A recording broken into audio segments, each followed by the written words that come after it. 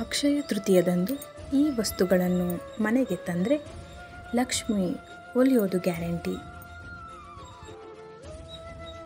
ಈ ವರ್ಷ ಮೇ 10ರಂದು ಅಕ್ಷಯ ತೃತೀಯವನ್ನು ಆಚರಿಸಲಾಗುವುದು ಮತ್ತು ಜ್ಯೋತಿಷ್ಯ ಪ್ರಕಾರ ವೈಶಾಖ ತಿಂಗಳ ಶುಕ್ಲ ಪಕ್ಷದ ತೃತೀಯದಂದು ಇದನ್ನು ಆಚರಿಸಲಾಗುತ್ತದೆ.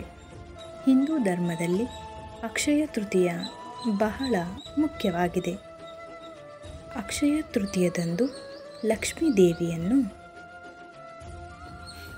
ಮೆಚ್ಚಿಸಲು ಚಿನ್ನವನ್ನು ಸಹ ಖರೀದಿಸಲಾಗುತ್ತದೆ. ಆದರೆ ಚಿನ್ನದ ಹೊರತಾಗಿ ನೀವು ಖರೀದಿಸುವುದರಿಂದ ಪ್ರಯೋಜನ ಪಡೆಯುವ ಕೆಲವು ವಸ್ತುಗಳು ಇವೆ. ಅಕ್ಷಯ ತೃತೀಯದಂದು ಖರೀದಿಸಲು ಅತ್ಯಂತ ಶುಭವಾದುದು ಯಾವುದು ಎಂದು ತಿಳಿಯೋಣ. ಶ್ರೀಯಂತ್ರ. ಅಕ್ಷಯ ತೃತೀಯದಂದು ಲಕ್ಷ್ಮೀ ದೇವಿಯ ಮಂತ್ರಗಳನ್ನು ಪಠಿಸುವಂತೆ ಅವಳ ಯಂತ್ರದ ಪೂಜೆಯನ್ನು ಸಹ ಬಹಳ ಫಲಪ್ರದವೆಂದು ಪರಿಗಣಿಸಲಾಗುತ್ತದೆ.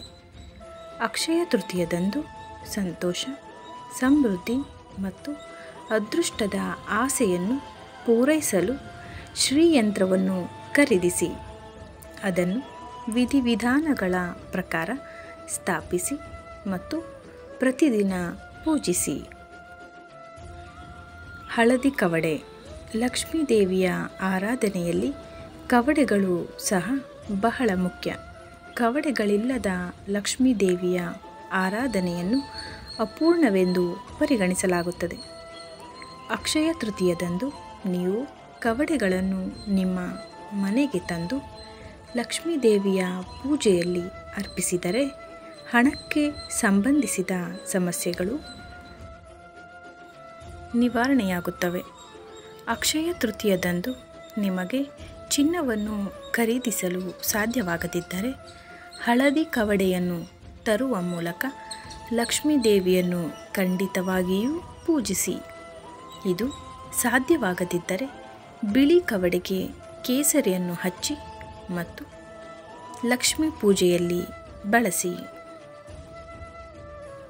ಸ್ಫಟಿಕ ಶಿವಲಿಂಗ.